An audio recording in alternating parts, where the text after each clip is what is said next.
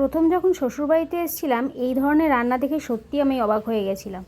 কী সেই রান্না আজ তোমাদের সাথে সেটা শেয়ার করব। তো চলো, তার আগে এখানে বসিয়েছিলাম শাক ভাজা। শাক ভাজাতে আমি অবশ্যই একটু বেশি করে জল দিই, কারণ ভাজা মানেই যে সেটা একদম তেল চুপচুপে ভাজা তা কিন্তু নয়। আমার কাছে শাক ভাজা মানে একটু জল দিয়ে সেদ্ধ করে নেওয়া অবশ্যই, তাতে কিন্তু সত্যি শাকের স্বাদ দ্বিগুণ পরিমাণে বেড়ে যায়।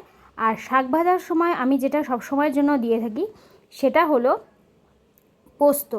কারণ পোস্ত দিলে কিন্তু শাক ভাজার স্বাদ দারুণ বেড়ে যায়। তোমরা কিন্তু অবশ্যই বাড়িতে এটা ট্রাই করে আমাকে জানিও যে এটা কেমন স্বাদের হয়েছে। অসম্ভব সুন্দর লাগে। আর অবশ্যই মিষ্টি আর নুন তো দিতেই হবে, এটাও মাস্ট। তো চলো, আজকের যে স্পেশাল রান্নাটা দেখাবো সেটা হচ্ছে লাউ রান্না। যখন আমি শ্বশুরবাড়িতে ফার্স্ট এলাম, এই ধরনের রান্না যে হতে পারে সত্যি আমার জানা ছিল না। আমার দিদি শাশুড়ির অনেকটা বয়স, কিন্তু উনি আমাকে এই রান্নাটা শিখিয়েছিলেন।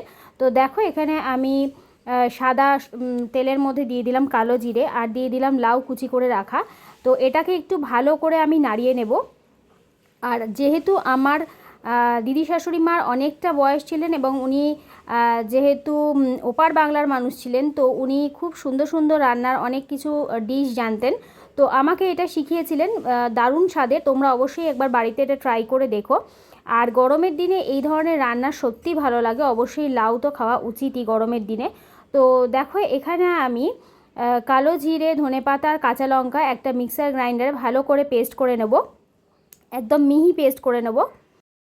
আর এখানে লাউটাকে আমি নুন আর অল্প একটু হলুদ দিয়ে ভালো করে নাড়িয়ে এটাকে ঢাকা চাপা দিয়ে হতে দেবো। প্রথমে নুনই দেবো, নুন দিয়ে ভালো করে এটাকে ঢাকা চাপা দিয়ে রেখে দেবো নরম হওয়ার জন্য, কারণ লাউয়ের মধ্যে যেহেতু জল যায় না সেই কারণে।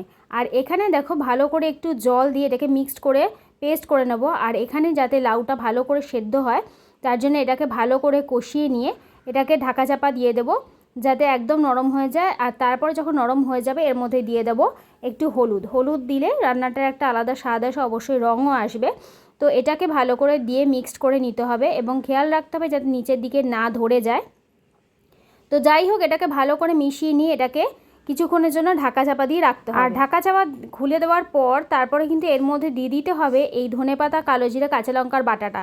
তো এটা দিয়ে ভালো করে মিশিয়ে নিতে হবে, লাউটাকে সুন্দর করে মিশিয়ে নিতে হবে। আর দেখো, লাউতে যেহেতু প্রচুর পরিমাণে জল বেরোয় তার জন্য লাউতে কখনোই জল দিতে নেই, কিন্তু যেহেতু আমি এখানে এই মশলাটা বেটেছিলাম তাই মশলার বাটিটা ধুয়ে একটু জল দিতেই হবে, নইলে মশলাটা নষ্ট হয়ে যাবে। তো দেখো, অল্প সামান্য একটু জল দিয়ে এটাকে সুন্দর করে কষিয়ে নিয়ে একটু ঢাকা চাপা দিয়ে রেখে দিতে হবে যাতে আরও একটু জল বেরিয়ে যায়। তারপর কিছুক্ষণ বাদে ঢাকা চাপা খুলে দিয়ে আরও ভালো করে একটু নেড়ে নিয়ে দিয়ে দিতে হবে মিষ্টি। এটা একটু মিষ্টি মিষ্টি স্বাদের হবে, কিন্তু অসম্ভব সুন্দর লাগে গরম ভাতের পাতে, জাস্ট ওয়াও। তোমরা কিন্তু অবশ্যই এই রান্নাটা ট্রাই করে আমাকে জানিও কেমন লাগলো। আর এই রান্নাটা সত্যি আমার কাছে খুবই স্পেশাল। তো চলো বন্ধু।